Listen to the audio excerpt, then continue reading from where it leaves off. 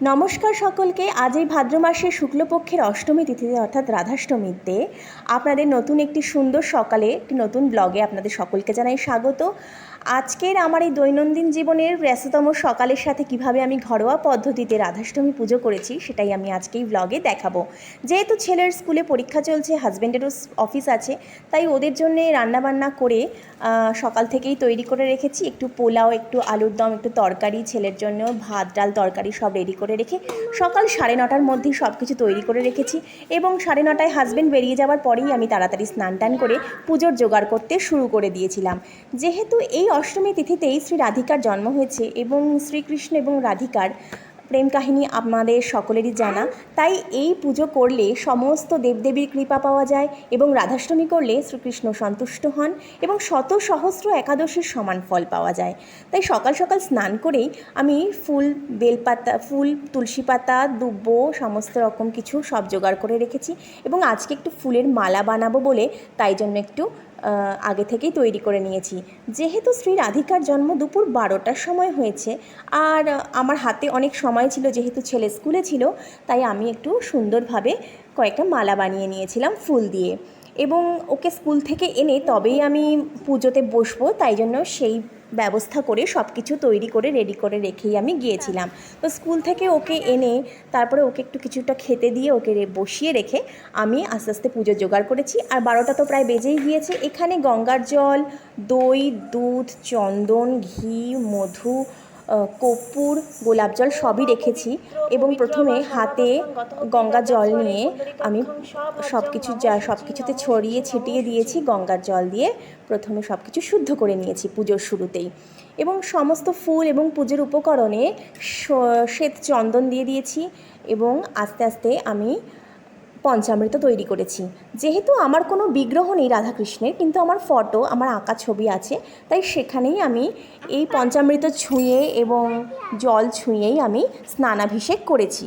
তো প্রথমে দুধের মধ্যে দই, ঘি, মধু, গোলাপ জল, চন্দন সব কিছু দিয়ে তারপরে একটি প্রদীপ এবং ধূপকাঠি জ্বালিয়ে, অবশ্যই চন্দন ধূপকাঠি হতে হবে, তো আমি আস্তে আস্তে স্নানাভিষেক করেছি এবং 3টে ছবিতেই আমি স্নানাভিষেক করে নিয়েছি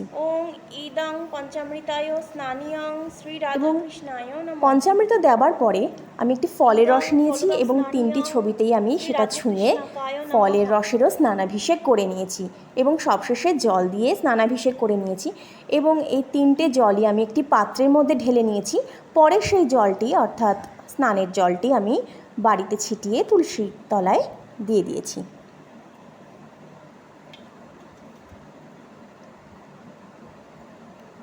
তারপরে একটি পরিষ্কার কাপড় নিয়ে ফটোগুলোকে আমি সুন্দরভাবে মুছে নিয়েছি এবং পুষ্প অভিষেক করে নিয়েছি এবং আমার আরও বাকি ঠাকুর আছে, তাদেরকেও আমি সুন্দর করে ফুল দিয়ে একে একে সাজিয়ে নিয়েছি।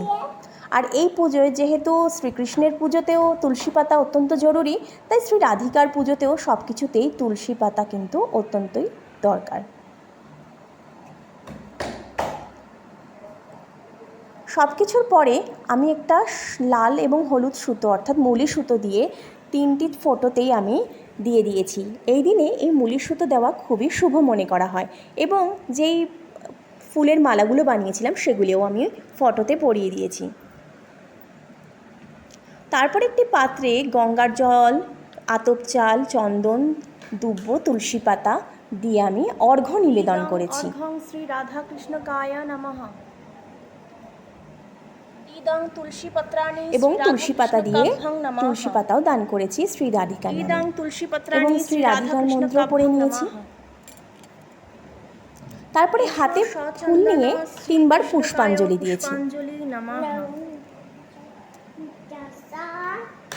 এসো সচন্দন শ্রী রাধিকায় পুষ্পাঞ্জলি নমঃ এবং একটি শ্রীকৃষ্ণ মন্ত্র পড়েছি, যেটি এই রাধাষ্টমীর দিনে পাঠ করলে অত্যন্ত শুভ মনে করা হয়। কৃষ্ণায় বাসুদেবায় দৈবকী নন্দনায় চ অশেষ ক্রোশনাশায় গোবিন্দায় নমঃ। হে কৃষ্ণ করুণা সিন্ধু দীনবন্ধু জগৎপতে গোপনে গোপিকাকান্ত রাধাকান্ত নমঃস্তুতে। শ্রী রাধিকার উদ্দেশ্যে তপ্ত কাঞ্চন এবং শ্রী রাধিকার উদ্দেশ্যে একটি মন্ত্র পাঠ করে নিয়েছিলাম। সুতে দেবী তাং প্রণামী হরিপ্রিয়ে রাধিকায় নমঃ।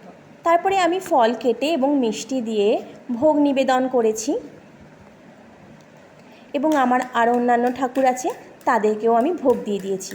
এবং শ্রী রাধিকার ভোগে অবশ্যই তুলসী পাতা দিতে হয়, কিন্তু বাকি পুজোয় আমি তুলসী পাতা দিই না, কারণ আমার গণেশ আছে, তাই গণেশেতেও তুলসী পাতা দেওয়া যায় না, তাই আমি দিইনি। এবং শেষে আমি জলও নিবেদন করেছি। তো খুব তাড়াতাড়ি করেই ছেলেকে স্কুল থেকে নিয়ে এসে ঝটপট করে পুজোটি করেছি। কেমন লাগলো আমার এই আজকে রাধাষ্টমীর পুজো অবশ্যই জানাবেন। এবং তারপর ছেলেকে স্নান করিয়ে তাকে খাইয়ে দাইয়ে আবার ঘুম পাড়াতে হয়েছে। তো সেই কারণে, আর আমার সকাল থেকে উপোস ছিল, তাই আমি কিছু ফল আর একটু দুধ দই খেয়ে নিয়েছিলাম, আর সেরকম কিছু খাইনি।